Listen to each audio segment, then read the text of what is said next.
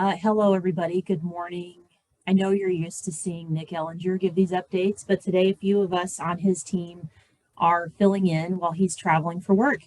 So we'll try our best to fill his shoes, but no guarantees. My name is Brooks Conyers. I am VP of Marketing for Digital and Brand on Nick's team. You'll also be hearing from Deborah Haskell. She's the VP of Marketing and Communications, and Angel Shi, our strategy consultant. So let's dive right into the State of the Union for April of 2022. Now, I know Nick usually starts off with updated caging results from the previous month, but unfortunately, we don't have them yet. So next month, you'll have double the information on caging and lockbox. But just to recap what they were for last month, it was keeping in the trend of responses down and average gift is up. It was inching towards that $35 mark. So with that, I'm going to pass it over to Angel and she can talk a little bit about the current situation. The current situation, and here I'm gesturing kind of at the world in general, because we've had a lot of questions about inflation, about Ukraine, about supply chain. We talked about it a lot last time. So we wanted to put together what we think are the likeliest scenarios for this. And we are working on a white paper on this that's going through. So any comments that you have, any things that we can help guide the marketplace on this, we'd love to hear. But the simple scenarios, these are my opinions, hopefully based on some fact, based on conversations with a number of people on this call and outside. But this is what the data would tend to suggest. Supply chain issues we talked about a lot about last time, those are going to continue for the foreseeable future. Inflation is probably going to have two dual effects, higher average gifts and lower response rates, leading to probably flat-ish revenues all told to our COVID peaks, which Margaret, as Margaret said, we would have been happy with those in any other year. And then a temporary shift in giving to affected areas. And by this, largely meaning Ukraine. We'll talk a little bit about that. So on higher average gifts, we've already started to see this. This is Simeo data going for first gifts. And you can see starting in about June or July, there was an uptick of about 10% in average gift. And that has continued. It wasn't just a blip. It's the longest sustained average gift jump of 10% or more that I can find in the past decade. And so we've also seen this in, as you saw earlier, caging data, average gift, not only higher this year, but starting males a little later, but starting in September, October, November of last year, December as well. I just don't have it on this chart. You see a jump up in average gift. So male and across the board. And there's some data that would indicate that this might be due to inflation. So there was kind of a natural experiment when Belgium joined the EU. And I know that wasn't the sentence you were expecting here, but stay with me for a moment. So in 2002, the euro was replacing the guilder, which used to be the currency in Belgium. There was a very complicated exchange rate. Only rich people needed it to go out to 5 decimal places, but you need to be able to do that. And there's a question coming in saying, seeing clients using inflation language to drive up average gift, do you think that's what's driving up the average gift, or do donors do this naturally? I would say it's a little of both, but there was a natural part before we started forcing it. So these data, the average initiation gift by month, were earlier before inflation fears would have gone out in the mail. And it's also initiation gifts, first gifts. And so people generally are pressing for higher. We mess with our ask strings more for our donors than we do in acquisition, and they tend to stay a little bit state. So I think it's a little bit naturally, and you see it in the mail as well. Before anyone put a buck slip in talking about inflation, there was an impact. That said, I think we can be using this as an opportunity to increase our average gifts and our asks And kind of natural experiment out of Belgium is a good example. So rich people were thinking about, okay, I go out 5 decimal places. The average person, it's easy enough to do the math to say, okay, 2 guilders equals 1 euro. And so you perceive your euro to be worth about 10% less than your guilders used to be worth. And so it's an interesting way of getting the perception of inflation without inflation. So will donors compensate for this? And so they looked at this group of 3 rural villages doing charity collection of coins and dollar bills put into a box. And what they found down here in yellow is that there were basically the same number of coins given per household, physical coins, but that the revenue per person went up, that there was an 11% increase in revenue.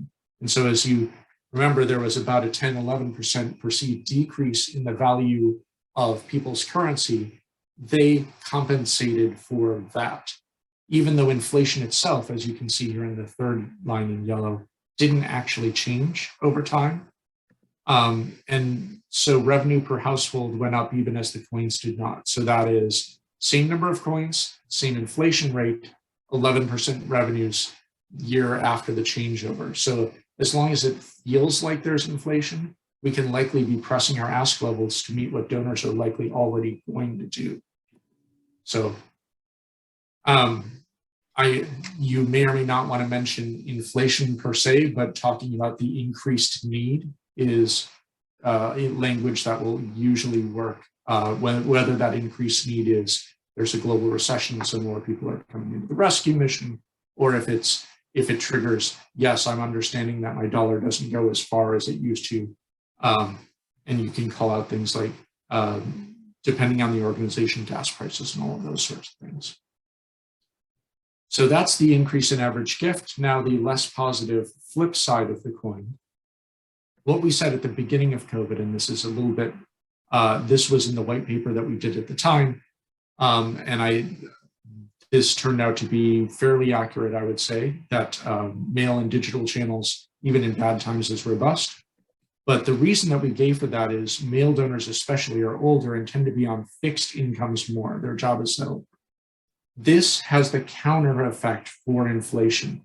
Older populations tend to be more impacted by inflation than anyone else because they are on either fixed incomes or no incomes. We don't have great data on this type of inflationary environment just because the studies don't exist necessarily that far back.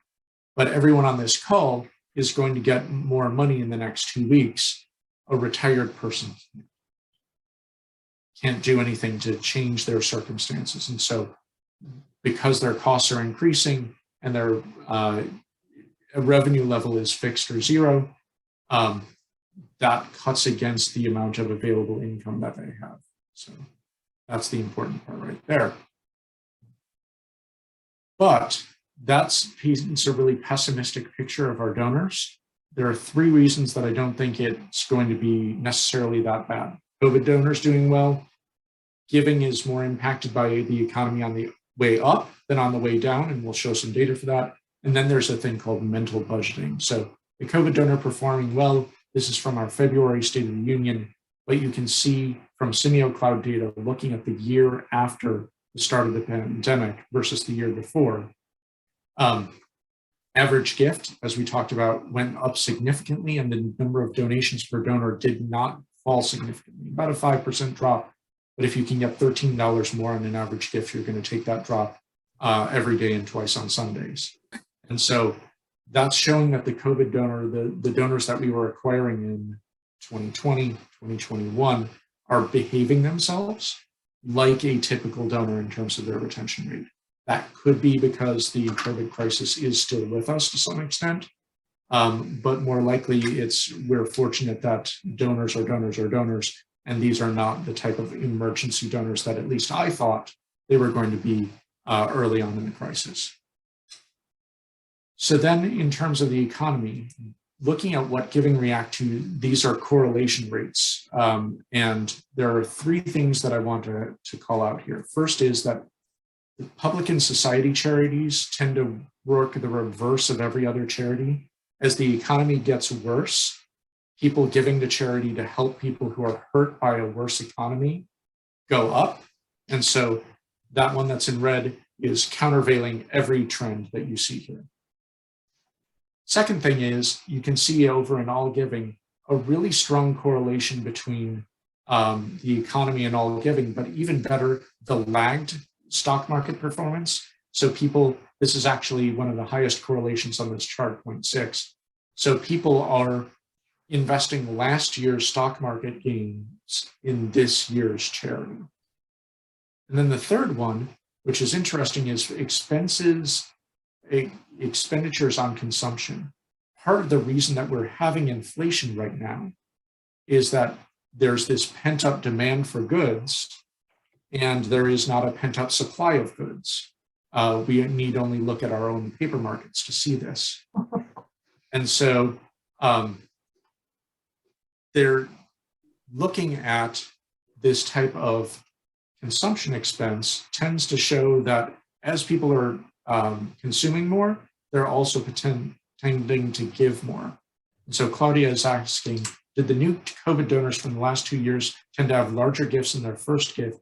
And is that helping the aggregate higher gift? Interestingly enough, no, they did not. So backing up a little bit, looking at, I went too far. So looking at the COVID donor, they're in here somewhere, I promise. Okay.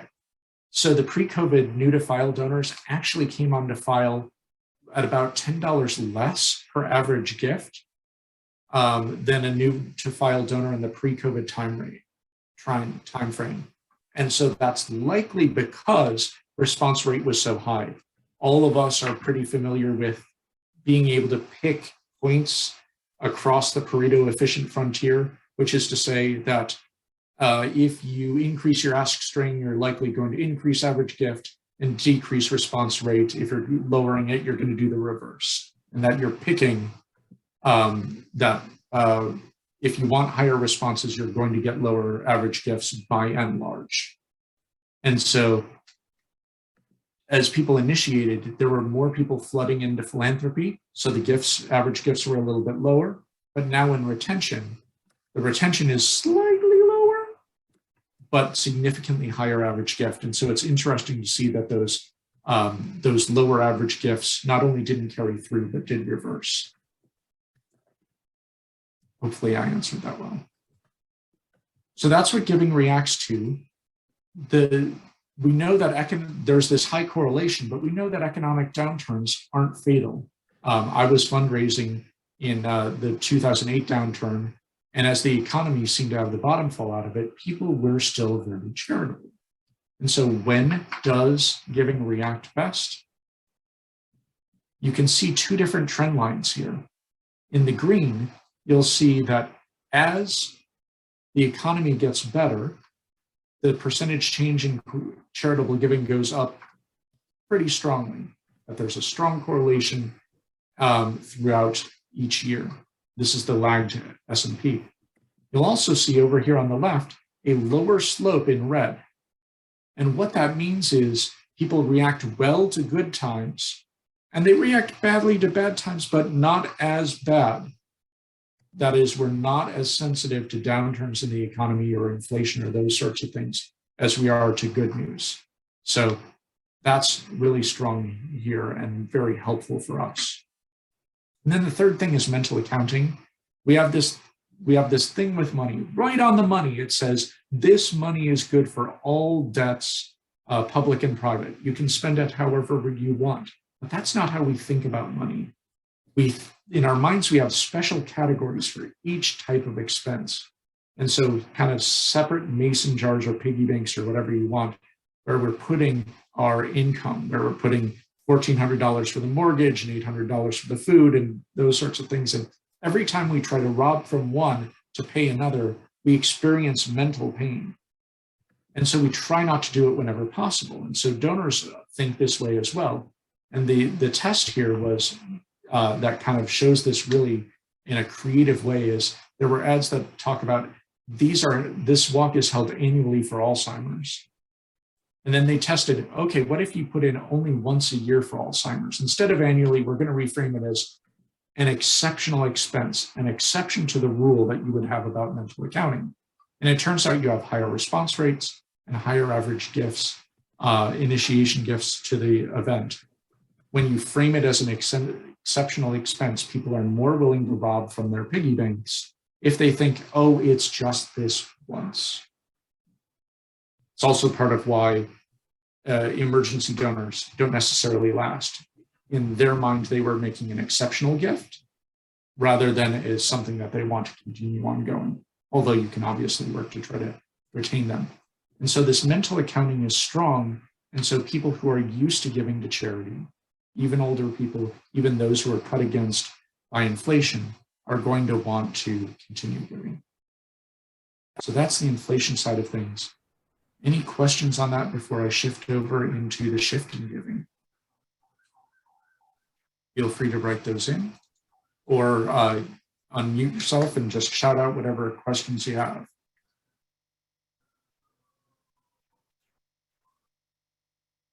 Then going over to shifting giving, we've seen this in a lot of cases. We saw it certainly in this latest crisis where there was this increase in food banks, and you see that consistently in recession. You see it in foundation givings. There was a circumstance after 9/11, giving to the Red Cross and to the September 11th Fund was so strong, both organizations had to issue public statements saying, we don't need any more money, which is not something that we usually do as fundraisers. We see spikes around disasters. When the Great Recession happened, Feeding to America had a 50% year-to-year increase, and we saw that with a lot of our clients. And so we're seeing it right now to some extent, anecdotally, for charities that are working on Ukraine. We had working with Save the Children and programmatic media. We had an ad campaign that returned back 25 times the ad spend specific to Ukraine that got out in the first 24 hours. And so that effective reaching out of emotion does lead to shifts in giving. But I said earlier that it would lead to it, that the situation in Ukraine would likely lead to a temporary shift rather than a permanent shift in giving. So the kind of famous example of this is, you may not remember the name Alan Kurdi, but he was the 5-year-old Syrian boy who was found laying face down in a beach in Turkey. And his photograph galvanized the international community for a time on humanitarian catastrophe in Syria and how refugees were treated, what happened to refugees. But the emphasis there is on for a time. These are donations to the Swedish Red Cross working in Syria. And as you can see, the number of donations spiked, and then they returned to baseline in 6 weeks. Looking at the authors of the study that's highlighted here said that this form of empathy quickly faded and donations subsided, even though the number of Syrian refugees was still relatively high, pretty consistent, but it was the perception of the crisis. And so it wasn't that the suffering went away, the attention and therefore the donations did. This is not to say that Ukraine is going to go away in 6 weeks. Indeed, it has not, because we are almost at the 6-week mark. It is to say that something has to remain consistently relevant in the news in order for attention and donations to follow. And so it's likely that this situation is going to be somewhere between, and I know this is a big range, but it's going to be somewhere between what we see with a traditional emergency, tsunami, hurricane, earthquake, et cetera, and what we've seen with COVID, which is a sustained increase in giving and possibly some of the air starting to come out of the balloon, but only 2 years hence. Somewhere in between that is likely what Ukraine is looking to be. So if you have museum clients or clients in the arts and things like that, that would say, oh my goodness, it's another COVID, it's another issue that's going to take focus away from us. Yes, but temporarily. So the things that we've talked about to do in this, we talked a lot about adapting to the new supply chain. You heard about that on the March call, finding label alternatives, finding other alternatives as our circumstances change, looking at previous results to see, okay, my costs are increased. Did something that lost last time now win? Did something that lost last time actually have a higher lifetime value? And so looking back at those sorts of things can help us find packages that are going to work as well. Similarly, creating audiences, the THD offer assignment modeling, Simio Cloud's package-specific modeling, as we talked about, finding the right audience for the package can do better than sometimes even with a less good package. Some would say worse, but less good package. That'll perform even better than a not as focused audience with a better package. And so building our audiences smartly is always good, but it's especially good now. But the thing we need to do in this inflationary environment is to get more out of each communication. That's looking at our ask levels. How do we continue to accelerate those? We've talked about this a number of times. We have a great webinar on ask strings, one internal, one external, that we can recommend to you if you're looking for tests to do. But we can push that a little bit because people are already pushing it themselves. Customization, as we look at price of paper increasing, price of those sorts of things increasing, customization, the price isn't increasing as much. And it's something that can be very effective as a way of increasing response and helping get more out of each communication. Thank you, Angel. Thanks, Angel. Great job on covering the current situation. And if you do have any questions, don't hesitate to raise your hand or put them in the chat. The postal update, the big news from March was that postal reform was passed with bipartisan support in the House and then the Senate, and then President Biden signed the postal reform bill. I think Nick talked about it, postal reform with air quotes, and we'll continue to do that because the bill was not everything people had hoped for, particularly mailers who are seeing the second increase of 2022 that's coming up. You'll see that single piece forever stamps will increase to 60 cents, in case you were wondering, and I was wondering, so I looked this up. When was the first forever stamp issued and what did it cost? It was issued in 2007 and cost 41 cents. So if you were thinking you missed a huge windfall by not buying hundreds and hundreds or thousands, if you have a big holiday card list, not buying those stamps in 2007, you're probably doing okay. If I could figure out the math, I would make it I'm not sure if it's algebra or calculus that says what was the potential savings if I had bought stamps in 2007. So that's what it's going to cost the average person. First class pre-sorted letters for businesses will go up an average of almost 7%. The big numbers here are on flats, and flats continue to be a challenge for the Postal Service, have been for many, many years. They've never been able to figure out how to process them efficiently. If you've ever seen either the Postal Service or a commercial letter shop commingling letter size mail is just a thing of beauty and efficiency. Flats do not work that way.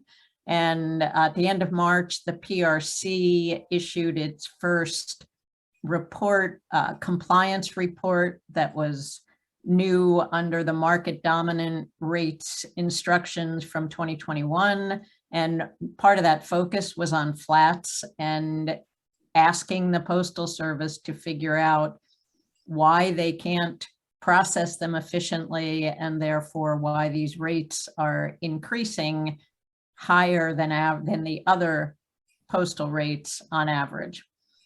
And if you want a very convenient and comprehensive chart of the new postal rates, I will put this link in the chat. our colleagues at Production Solutions always have an easy to use and again, very comprehensive rate chart available. And we'll make that available to everyone on the call. And unless anyone has any questions, I'm going to hand it back to Brooke for the ever popular potpourri section. Thank you, Deborah. I will say too, yeah, thanks for dropping that in the chat for everybody. But also if you just Google postal rate chart, Production Solutions has done so well on their SEO, it pops up right there on the first page, probably in the first or second result, I think. So as you all know, Nick usually ends these with a potpourri section, and I will try my best to be as funny. So before I move to the next slide, I can't move to the next slide without explaining this first because it will give it away. But what happens when technology collides with planning mishaps?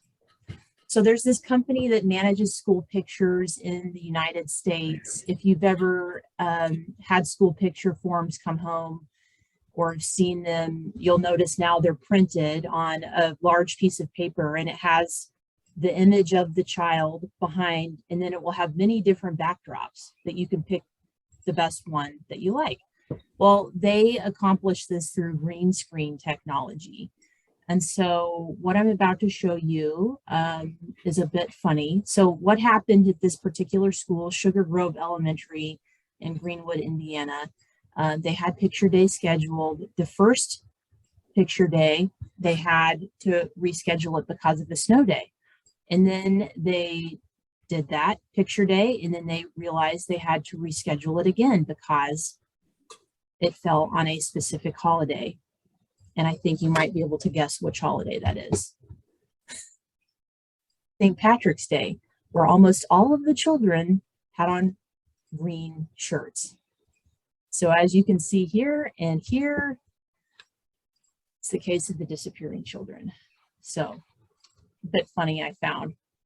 The next thing on here is this may be a familiar image to you, but it's not quite the same as what you might be thinking. If you ordered a couch a few months ago and you're wondering when it's going to be delivered, it might be in the Chesapeake Bay. That's right. The Evergreen Marine Corps is at it again, a year almost to the day after the Ever Given blocked the Suez Canal and upended global commerce. This is its cousin, the Ever Forward. It is aground in the Chesapeake Bay. So for reasons unknown, the ship veered out of the 50-foot deep channel that is in the middle of the bay for these cargo ships to go through, and it ran aground and it is stuck there. But the good news is that it's completely exited the channel, so it is not blocking other cargo ships from coming in and out. This ship was on its way from Baltimore to Norfolk, I believe, when this happened.